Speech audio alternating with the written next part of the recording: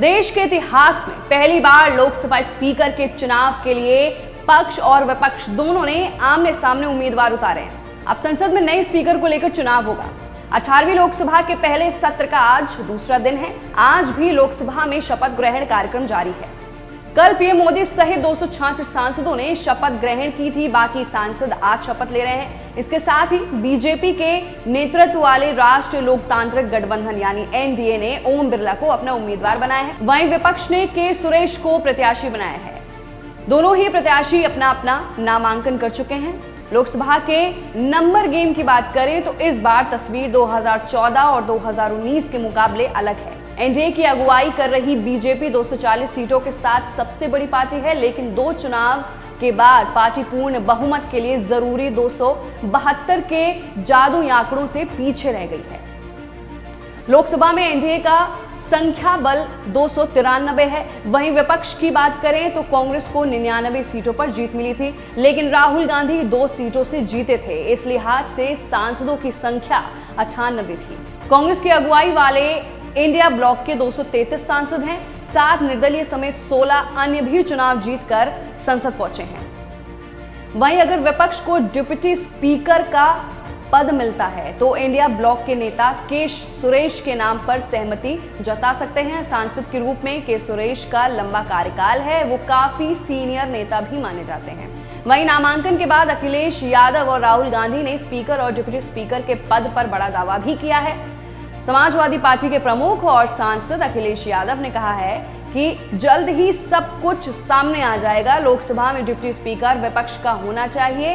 ये हमारी पार्टी की राय भी यही है। अखिलेश की एक बार आप बाइट सुनिए। अब ये सब सामने आ जाएंगी, सब चीजें सामने आ जाएंगी, सब सामने आ रही है। अभी सब सामने आ रही चीजें। जो विपक्ष की मांग यही थी कि उपाध्यक्ष विपक्ष का हो। जो हमारी राय पार्टी की है वो है कि उपाध्यक्ष विपक्ष का हो और बाकी बातें अभी सब सामने आ जाएंगी। तो आप लोग सपोर्ट करेंगे नहीं करेंगे? अभी सामने आपको दिखाई देगा। इसी सीढ़ियों के बाद सदन है। वहीं कांग्रेस सांसद राहुल गांधी ने भी अपना बयान दिया है। उन्होंने कहा है कि हमने राजनाथ सिंह से बोला है कि हम उनके लोकसभा स्पीकर के उम्मीदवार का समर्थन करेंगे, लेकिन परंपरा यह है कि डिप्टी स्पीकर का पद विपक्ष को ही दिया जाना चाहिए। एक बार आप राहुल गांधी की भी बाइट सुनिए। ऑपोजिशन ने क्लियरली कहा है। राजनाथ सिंह जी का खारगे जी को फोन आया। राजनाथ सिंह जी ने खारगे जी से कहा, देखिए आप हमारे स्पीकर को सपोर्ट कीजिए।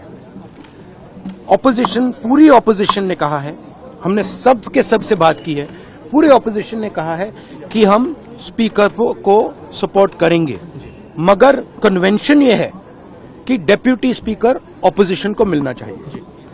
राजनाथ सिंह जी ने कल शाम कहा था कि वो खारगे जी को कॉल रिटर्न करेंगे। अभी तक राजनाथ सिंह जी ने खारगे जी का कॉल रिटर्न नहीं किया है। तो मोदी जी कह रहे हैं कंस्ट्रक्टिव कोऑपरेशन हो, और फिर हमारे नेता को इंसल्ट करा जा रहा है। तो नियत साफ नहीं है। तो फिलहाल के लिए ये सबसे बड़ा सवाल है कि स्पीकर और डिप्टी स्पीकर आखिर कौन होगा। इस पर बहुत बड़ा सस्पेंस बना हुआ है। फिलहाल के लिए दोनों नेताओं ने अपना नामांकन दाखिल कर दिया है और विपक्ष और पक्ष के नेता बड़े बड़े दावे भी कर रहे हैं। तो इस खबर पर हम और भी अपडेट्स के साथ वापस लौटेंगे। मैं थी आपके साथ वंशिका सिंह और आप देख रहे हैं एबीपी लाइव।